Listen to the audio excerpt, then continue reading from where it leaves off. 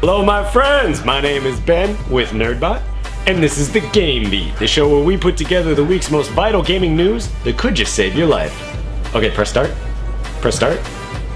Okay, take out the cartridge, blow on it, put it back in, press start. Just give that to me! So starting us off for the week, Planteside, the 2003 MMO first-person shooter, just finally shut down its servers, and it went out with a bang. Pun intended. They ended the game with a meteor shower that just pretty much destroyed everything. So after all these years of playing post-apocalyptic games, we finally got to experience an actual video game apocalypse.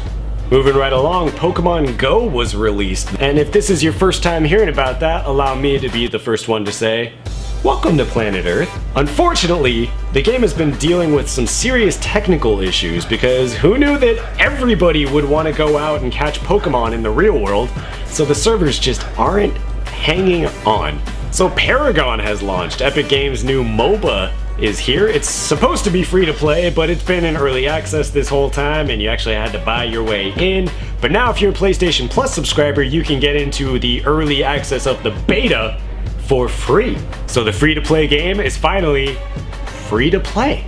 In fact, speaking of Paragon, we reported not too long ago that Paragon had actually sued a German guy for developing some cheats for it. Well, guess what? That's happening again. Blizzard this time is actually suing a German company by the name of Bossland for developing cheats for their popular game Overwatch. Germany, what is it with the cheats? Is that working for you? Are all these lawsuits working for you? In other Blizzard-related news, Diablo 3's director Josh Mosquera is leaving Blizzard.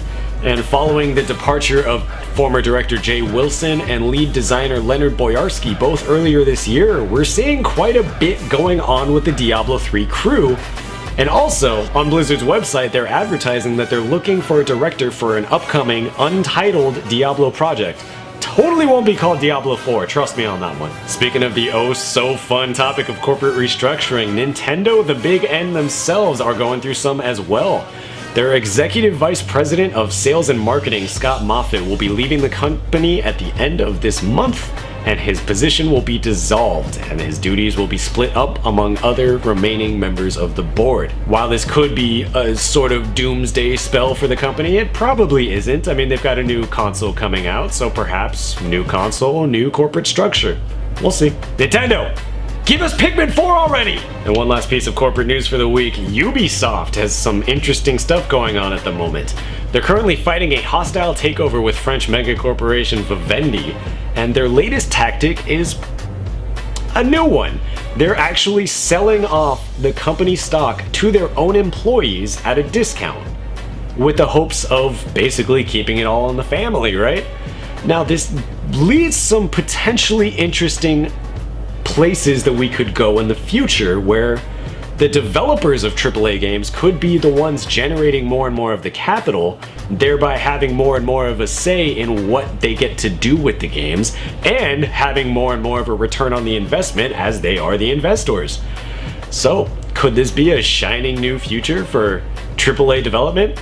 Or could this be just one horrible, horrible shit show? And wrapping us up for the week, even the most angelic of video game companies is not free from controversy. Valve is actually going through a class action lawsuit for enabling oversight-free gambling on the internet, thanks to CSGO, that's Counter-Strike Global Offensive, and the fact that you can gamble for in-game skins that, while technically have no monetary value, if you sell them on the Steam market, you can actually make thousands of dollars at it.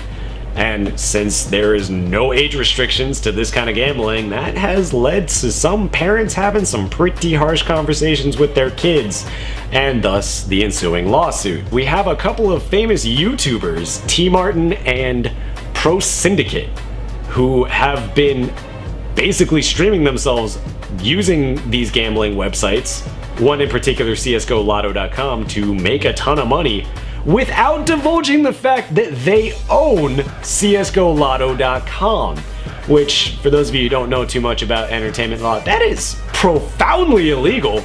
So they're dealing with the fallout, they're watching their careers disappear. It's pretty entertaining. In fact, for more information on this, I highly recommend the video Deception, Lies, and CSGO by the channel H3H3 Productions. It's very informative, it's very entertaining. Check them out, give them a like. We love them, we appreciate them. So that's all the gaming news you can't live without for this week. Tune in next week when hopefully I'll be alive and not dead, having run into the street and gotten hit by a bus playing Pokemon Go. Until next time, hopefully there's the next time, my name is Ben with Nerdbot, and this is the Game Beat.